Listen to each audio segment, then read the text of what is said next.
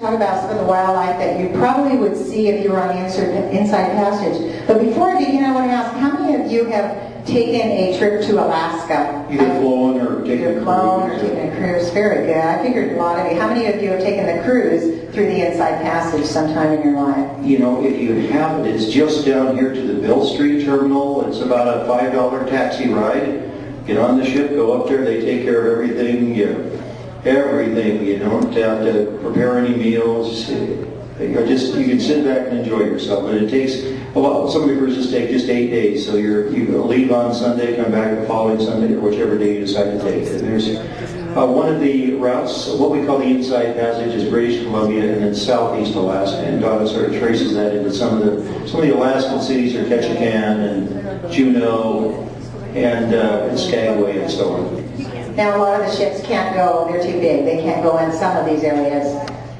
And so some of them will go on the outside here and then come into Juneau and go up to Haines or Skagway and Ketchikan down south of here.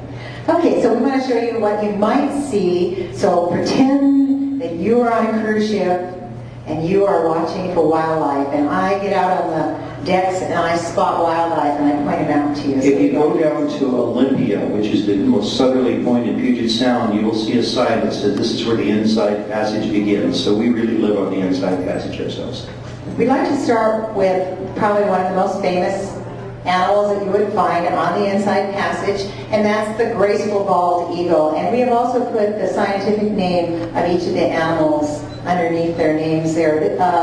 The bald eagle means the sea eagle with a white head. That's how it would be translated. Now, unlike a lot of other animals, the female eagle is larger than the male eagle. And a female will weigh at full size between 10 and 14 pounds, and a male eagle will weigh between 8 and 10 pounds. And they each have a wingspan up to about 7.5 feet. From wing to wing, so it's quite a large bird, as you know. And their range is all over North America. They can be found in most states now. For a while, they were almost extinct, but they now have a range throughout all of North America. The eagles in Alaska are, of course, the largest quantity of any area in the United States. They have a diet that is quite interesting because they're not a bit fussy. They are scavengers. In some ways, they'll eat just about anything that they can see that moves, from fish to small mammals to other birds and such. One of the, I probably shouldn't say this, but one of the nicknames for the Chihuahua dog in Alaska is eagle bait. If you've got one, I should have told. Tell about what happened with our friend Mary. Oh, we have a friend who lives outside of Juneau, and she had a mini dachshund that had a lot of bad habits that some dogs have, and she was sharing this with a number of roommates. One day they put the dachshund out on the deck so they could enjoy themselves, and guess what happened? An eagle came by and took the dachshund, and that was the end of the mini dog. When they came back, they tried as hard as they could to look very sorrowful, but none of the other roommates really missed that little biter very much. Now, they love salmon. That's their favorite food, if they can get that. And they'll stay by the salmon streams as much as possible. And it's been known, many times we've heard this story where eagles will dive down and they will, of course their eyesight is fabulous, they can see from quite an elevation, and they will dive down to get a salmon. And their talons get stuck in the salmon. Well, occasionally the salmon is bigger than the eagle, and they have been known to have been pulled underwater, and the fish has won and drowned the eagle. Try to imagine a 7 to 10 pound eagle looking into a 40-pound king salmon, and what's going to happen there? Who's going to win? The coloring changes from the birth and young chicks to adults. When you see a young eagle prior to 5 years old, they're usually mottled brown colors. They don't get their distinctive white heads and white tails until about 5 years old. And when we're on the ships, we try to tell the people, they say, well, how can you spot an eagle? And we say, the best way to do it is watch for a cloudy sky, and there's, unfortunately, I guess, or fortunately for the eagles, there are a lot of those. And if you look up and you see a headless looking bird, it's probably an eagle because their heads blend into the sky if it's a cloudy day. So it's pretty easy to spot them. So look for the headless birds. Donna just loves these bald jokes. Yeah, right. My husband doesn't.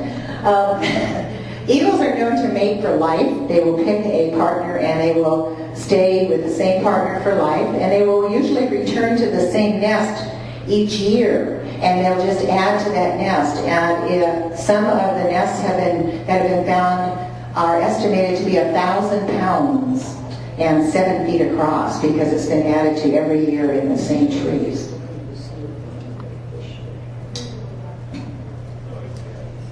Now they're very quick birds. They've been clocked at speeds of 100 miles an hour.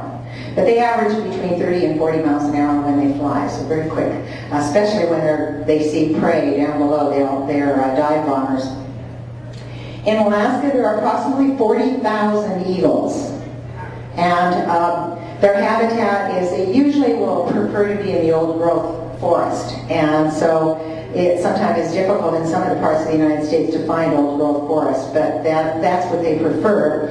And in southeast Alaska, they figure there's probably an eagle's nest for every mile to a mile and a quarter. There's another eagle's nest, so you're going to find 40,000 of them. Last summer we were in Ketchikan. We visited the spot right south of the city of Ketchikan where it looked like there were a bunch of crows sitting in a tree, and every one of them was an eagle. It's quite amazing.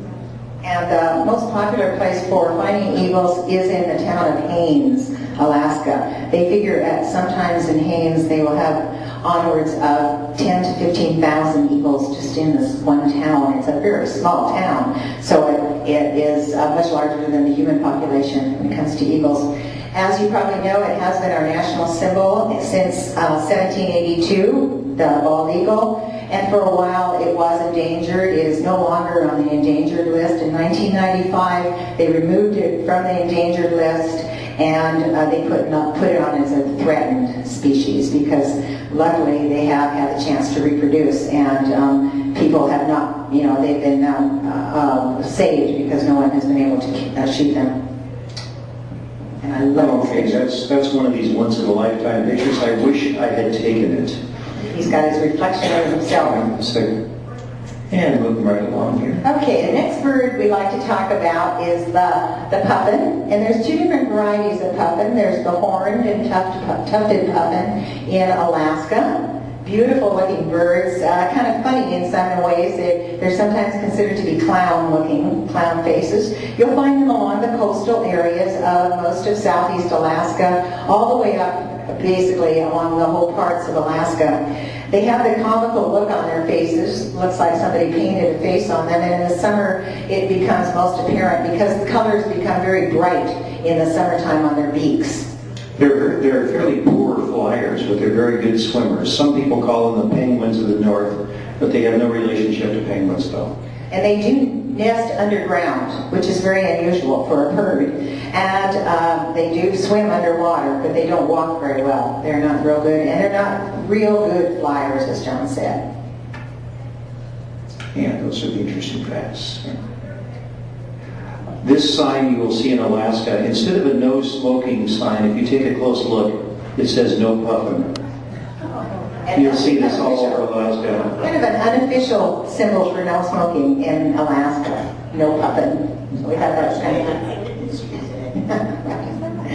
We're going to move on to the next bird is the raven, which is the largest of all the blackbirds and the largest of all songbirds in the whole world.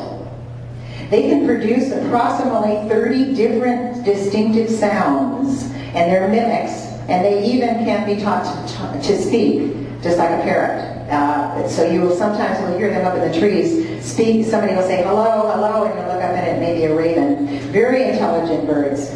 A lot of people think a raven and a crow are the same bird, but actually they're very similar. A raven is larger than a crow. Crows tend to be a group of animals that fly together in bunches. Ravens are more solitary. And ravens go much further north, all the way to the Arctic Ocean, to the tops of the mountains. And their southern range is about the end of Alaska, southern end of Alaska, Ketchikan. There are a few ravens south of that. Crows have a more southerly range, and So a lot of people say, well, that's really a big crow. And if you take a look closely at it, you might see a few of the differences. The raven is a very powerful totem for the native people of Alaska, and you'll see it. You'll see them a lot in their artwork. Donna, do you want to give us a little history? Yeah, the native Alaskan people think of them as being the bringers of daylight and the creators of the world. And so they are a very honored bird. And you'll see, just like in the picture on the top here, you'll see the drawings of the ravens in a very large amount of artwork and on the totem poles in Alaska.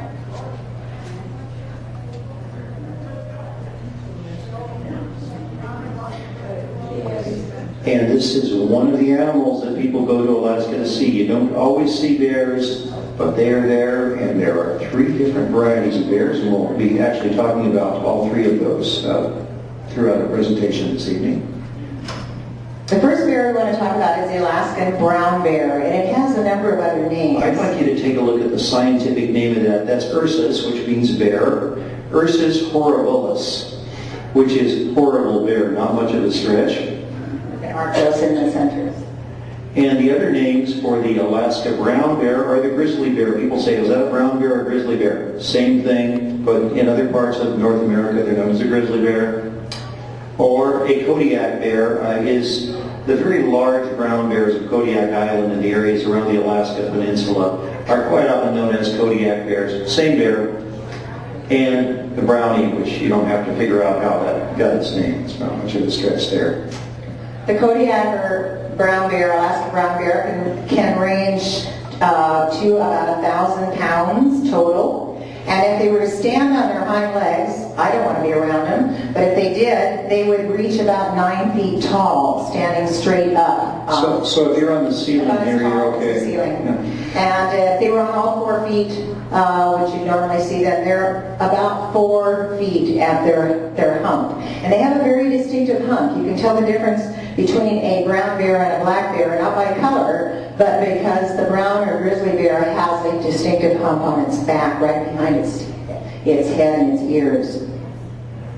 They're found throughout the whole state of Alaska, and they will range in different colors. You can find different varieties of colors with them. Sometimes you'll find them in almost a blonde, and sometimes they use a different rinse, so you get a much darker bear, trading not quite black, but a very dark brown. I don't think they color their hair. You don't think so? No. How do they become blondes then? Blondes have more fun. Okay. I can tell you that. Their diet, as is very common with most bears, their preference is fish, salmon, berries also, but they are also known to eat any little creatures that run around like mice or other mammals that are nearby, but they would prefer salmon over anything, and that's why you will find them down in the streams during the whole summertime when the salmon are spawning. The sandy areas right in Seattle, and